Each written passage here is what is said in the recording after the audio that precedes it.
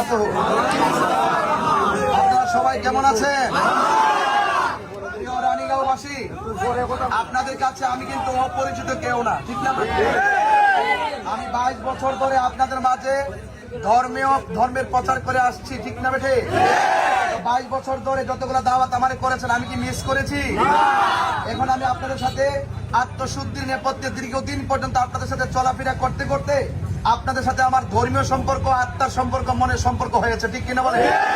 এখন আমি বর্তমানে আহলুস সুন্নাত ওয়াল জামাতের যে ক্রাইসিস মুভমেন্ট চলছে, আহলুস সুন্নাত ওয়াল জামাতের এই ক্রাইসিসে আমি মনে করেছি এবং আমাদের বৃহত্তর সুন্নি জোট মনে করেছে যে সারা বাংলাদেশে এই রাজনৈতিক অস্থিরতাকে যদি স্থিতিশীল করতে হয় এবং আজকে যে জনমানুষের যে নিরাপত্তাহীনতায় ভুগছে সকল মানুষকে যদি নিরাপদ দিতে হয় এবং আমাদের মধ্যে যে সম্প্রীতির মধ্যে যে ফাটল সৃষ্টি হয়েছে সেই সম্প্রীতির বন্ধনকে যদি আরো অটুট করতে হয় এবং সকল মানুষের অধিকারকে যদি প্রতিষ্ঠা করতে হয়, এই দেশে মুসলমান, হিন্দু, খ্রিস্টান যার যার ধর্ম শান্তিপ্রিয়ভাবে পালন করবে এবং চা শ্রমিকরা যে নিরলস পরিশ্রম করে তারা যে অধিকার থেকে বঞ্চিত হচ্ছে, তারা ন্যায্য অধিকার থেকে যে বঞ্চিত হচ্ছে, সেই অধিকার হারা সুবিধা বঞ্চিত মানুষগুলার সেই সুবিধা ফিরিয়ে দেওয়ার লক্ষ্যে আমাদের বৃহত্তম সুন্নি জোট মনে করেছে এবার বাংলাদেশের মানুষের পাশে দাঁড়ানো দরকার, ঠিক কিনা বলে? আমাদের বৃহত্তর সুন্নি জোটের পক্ষ থেকে তারা আপনাদের মাঝে আপনাদের খেদমতের জন্য, আপনাদের সেবা দানের জন্য তারা আমাকে এখানে মনোনীত করেছেন। এই জন্য আপনাদের কাছে আমি অনুরোধ থাকবে, আপনারা সবাই যারা আহলুস সুন্নাত ওয়াল জামাত আছেন তারা তো আমাদের সাথে আছেনই, এবং আমি চাই এই যে বর্ণেরই হোক, যে গোষ্ঠীরই হোক, আমার কাছে সকল নাগরিক সমান অধিকার পাওয়ার যোগ্য, কথা বলি।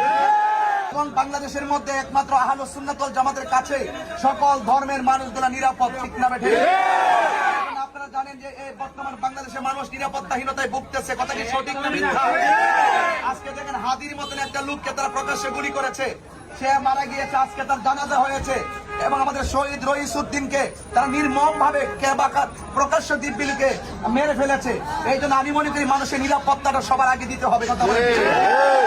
আপনি যে মতেরই হন, আপনার সাথে আমার মতের অমিল থাকতে পারে, কিন্তু আপনার জান আমার কাছে নিরাপদ থাকতে হবে, ঠিক না?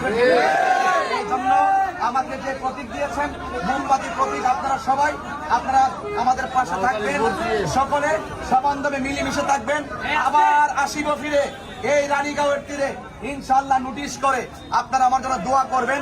আমি শুধু আপনাদের দোয়া এবং ভালোবাসা চাই এবং আধুনিক ভাবে গড়ে উঠুক চুনারোগের মাধবপুর মানুষের জনপদ।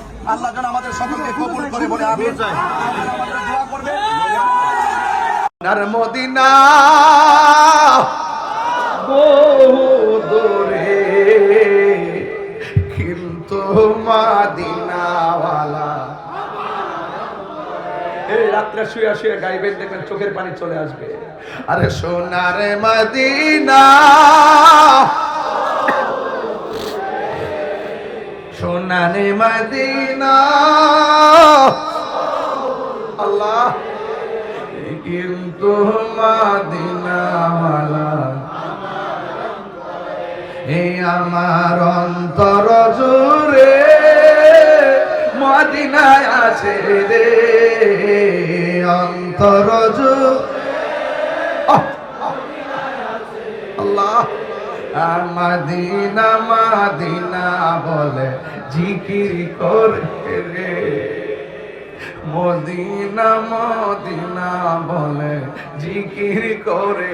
আজকে আমি যখন চকরিয়া পারিছি, আমার এক ছেলে ফোন দিছে, নাসির মিয়া, খাদেম নাসির, খরমপুর বাড়ি, সে যাবে উমরার মধ্যে আগামীকাল বিকালবেলা।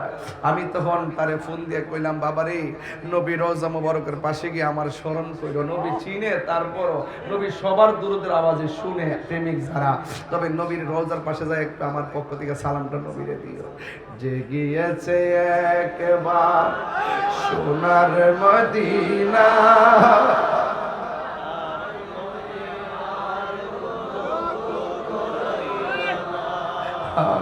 তাহার মনে আর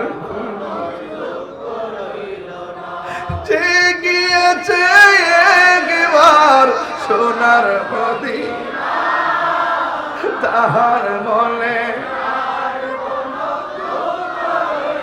না, তাহার মনে হায় আমার অন্তর জুড়ে মদিনায় আছে রে অন্তর জুড়ে। ইয়া রাসূলুল্লাহ হুজুর হালানা মদিনা মদিনা বলে জিকির করে রে মদিনা মদিনা বলে জিকির করে রে। যুবক ভাইরা সোনারে মদিনা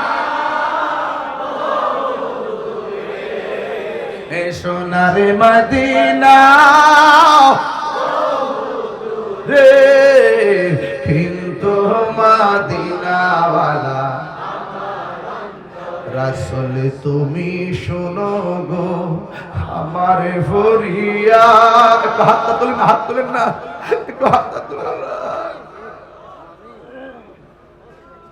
রাসূল তুমি শোনো গো আমার ফরিয়াদ চুমুকে দে বাড়িয়ে দাও নূরানি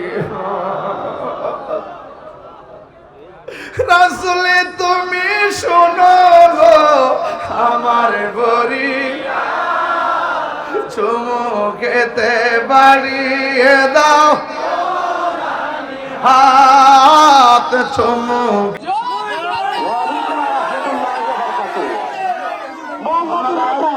আমাদের উন্নয়নের মার্কা মোমবাতি মার্কা, নারিয়ার মার্কা মোমবাতি মার্কা। ইতিমধ্যে তিনি চলে যাচ্ছেন, সকলের কাছে দোয়া চেয়েছেন।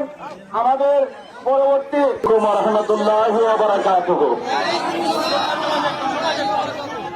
প্রিয় গাতাবলা সোনারগঞ্জবাসী, আপনারা সবাই কেমন আছেন?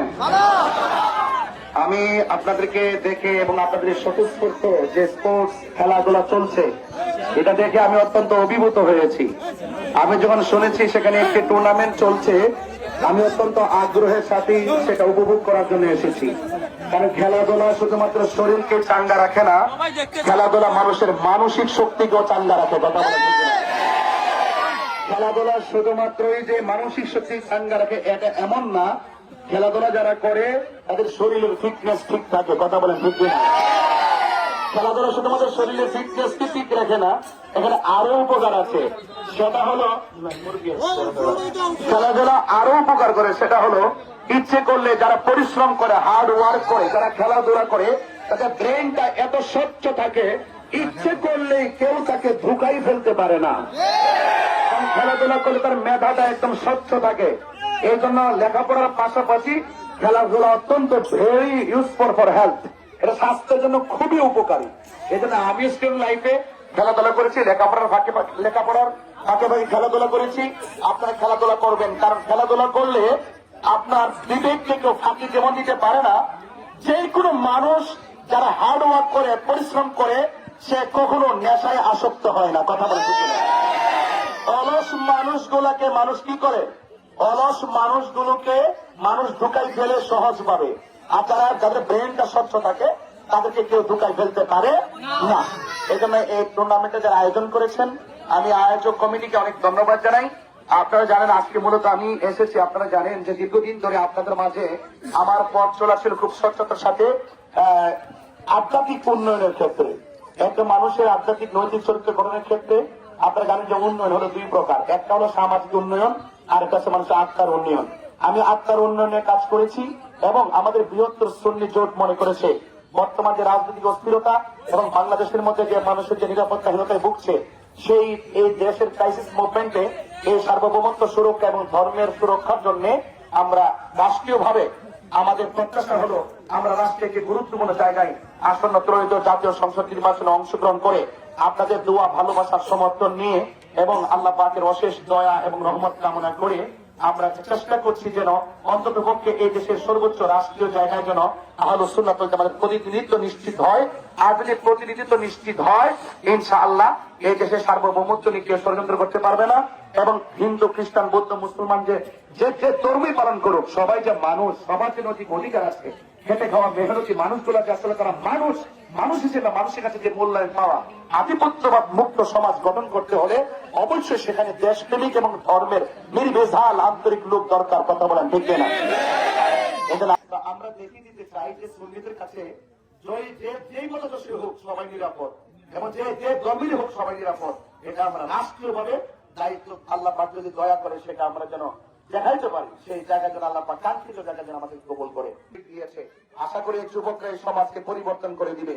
আমি যদি আপনাদের পাশে থাকতে পারি, আপনাদের জন্য মানুষের পাশে থাকতে পারি, আমাদের দোয়া করবেন। আপনার টুর্নামেন্টের সর্বাঙ্গীন মঙ্গল কামনা করে আমি বিদায় আরজ করছি। আসসালামু আলাইকুম ওয়া রাহমাতুল্লাহি ওয়া বারাকাতুহু।